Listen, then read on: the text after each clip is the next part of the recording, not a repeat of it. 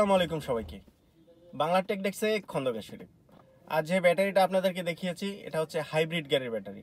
তো নিশ্চয়ই দেখে বুঝে গেছেন যারা হাইব্রিড গাড়ি ইউজ করেন কিংবা হাইব্রিড গাড়ি কেনার কথা ভাবছেন তাদের জন্য আজকের ভিডিওটা কিন্তু অনেক ইম্পর্টেন্ট। কারণ হচ্ছে এখন বাংলাদেশে কিন্তু প্রচুর পরিমাণে হাইব্রিড গাড়ি চলে এসেছে এবং অনেকেই কিনতেছে, অনেকেই কেনার চিন্তা করতেছে। সবচেয়ে বড় কথা হচ্ছে তেলের গাড়ি থেকে হাইব্রিড গাড়ি অনেক সাশ্রয়। কিন্তু হাইব্রিড গাড়ির খারাপ দিকও একটা আছে, সেটা হচ্ছে 1 বছর 2 বছর ইউজ করার পরে কিন্তু ব্যাটারির সমস্যা হয়ে যায়। আর এই ব্যাটারির সমস্যা হওয়ার পরে কিন্তু একটা ঝামেলার মধ্যে পড়ে যায়, কোথা থেকে ব্যাটারি চেঞ্জ করবেন, কোন ব্যাটারিটা ভালো হবে, রিকন্ডিশনে ইনস্টল করে দেবেন নাকি নতুন ইনস্টল করবেন, এই বিষয়গুলি নিয়ে একটা কনফিউজের মধ্যে পড়ে যায়। প্রথমে হাইব্রিড গাড়িতে মাইলেজ খুব ভালো পাওয়া যায়। 1 লিটার পেট্রোলে 18 কিলো, 20 কিলো, 22 কিলো ড্রাইভ করা যায়, এই দিকটা খুব ভালো। খারাপের দিকটা হচ্ছে হাইব্রিড গাড়িতে মেনটেন্যান্স খরচটা বেশি, ব্যাটারি রিপ্লেস, তারপর হচ্ছে সার্ভিসিং এর কাজগুলো, এগুলোতে আসলে একটু বেশি খরচ হয়ে যায়। তো যে ব্যাটারিটা দেখিয়েছি আপনাদেরকে এটা হচ্ছে টয়োটা পিয়াস গাড়ির ব্যাটারি। তো এই গাড়িটা ব্যাটারি রিপ্লেস করা হচ্ছে, আমরা একটু গাড়িটার ব্যাটারি রিপ্লেস করা দেখি, তারপরে আমরা বাকি বিস্তারিত নিয়ে আসছি। ব্যাটারিটা কোথা থেকে রিপ্লেস করেছেন আপনারা চাইলে সেখানে যোগাযোগ করে দেখতে পারেন। তো চলুন আমরা আগে ব্যাটারি রিপ্লেস করা দেখি, তারপরে বাকি বিস্তারিত নিয়ে আসছি। তো চলে আসলাম হাইব্রিড গাড়ির পিছনে। এটা হচ্ছে হাইব্রিড গাড়ির ব্যাটারি। এর আগেও আমি হাইব্রিড গাড়ির ব্যাটারি আপনাদেরকে দেখিয়েছি, তো নতুন করে দেখানোর আসলে কিছু নেই। এটা হচ্ছে হাইব্রিড গাড়ির ব্যাটারি। এই ব্যাটারিটা খোলার পর রিকন্ডিশন আর একটা ব্যাটারি রিপ্লেস করে দেওয়া হবে। তো যাই হোক, একটা কথা না বললে নয়, হাইব্রিড গাড়ির ব্যাটারির কয়টা সেল থাকে এই বিষয়গুলো নিয়ে কিন্তু অনেকে জানতে চায় এবং অনেকে জানতে আগ্রহী। তো হাইব্রিড গাড়ির ব্যাটারির সেল মূলত সিসির উপরে ডিপেন্ড করে। একটা গাড়ির যত সিসি বেশি থাকে তত ব্যাটারির সেল বেশি থাকে। যেমন ধরেন যদি 1500 সিসির গাড়ি হয় ওটাতে থাকে 20টা সেল। গাড়িটা যদি 1800-2000 সিসি হয় ওটাতে থাকে 28টা সেল।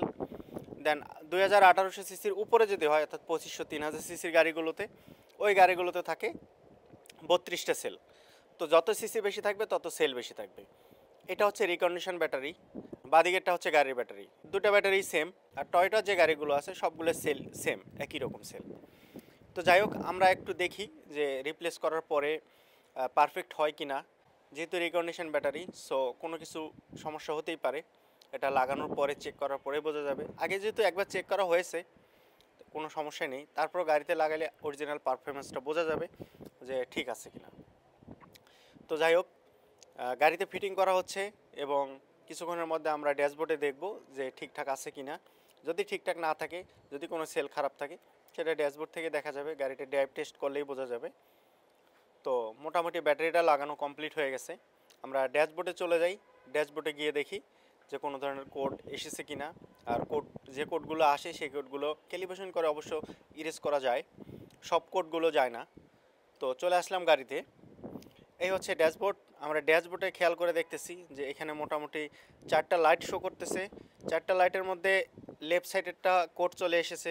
অ্যান্ড দেন তারপরে দেখতেছি ইঞ্জিন চেক লাইট, তারপরে ডোর লাইট, তারপরে হচ্ছে সিট বেল্টের লাইট। ডোর এবং সিট বেল্টের লাইটটা অবশ্য কোনো সমস্যা না, এটা তো গাড়িতে থাকবেই, ডোর খোলা আছে যেহেতু। লেফট সাইডেরটা কোড চলে এসেছে এবং ইঞ্জিন চেক লাইট, এখানে 2টা লাইট। তো ক্যালিব্রেশন করে আমরা দেখি যে এই 2টা লাইট ইরেজ করা যায় কিনা। যদি ইরেজ হয় তাহলে পারফেক্ট, ব্যাটারি ঠিক আছে এবং ড্রাইভ টেস্টে বাকিটা বোঝা যাবে। এই একটা লাইট অ্যান্ড দেন ডাইন সাইডে আর একটা লাইট, এই 2টা লাইটের জন্যই আমরা ক্যালিব্রেশন করে দেখব ঠিকঠাক আছে কিনা, বন্ধ করা যায় কিনা। তো ক্যালিব্রেশন করার পরে এখন দেখতেছি 2টো লাইটই চলে গেছে, ইঞ্জিন চেক লাইটটাও চলে গেছে অ্যান্ড দেন যে চেক লাইট আরেকটা ছিল ইয়েলো কালারে সেটাও চলে গেছে, দুটোই চলে গেছে। যাই হোক, আমরা ড্রাইভ টেস্টে যাব, ড্রাইভ টেস্টে গিয়ে দেখবো যে পারফেক্ট আছে কিনা।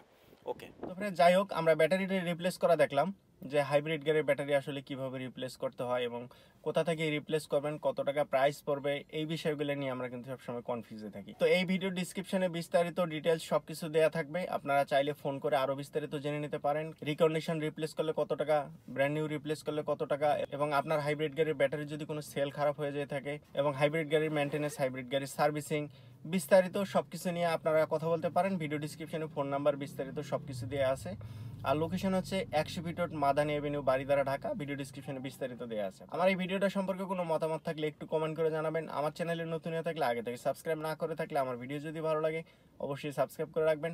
দেখা হচ্ছে পরবর্তী ভিডিওতে, সে পর্যন্ত ভালো থাকবেন সবাই। আসসালামু আলাইকুম সবাই।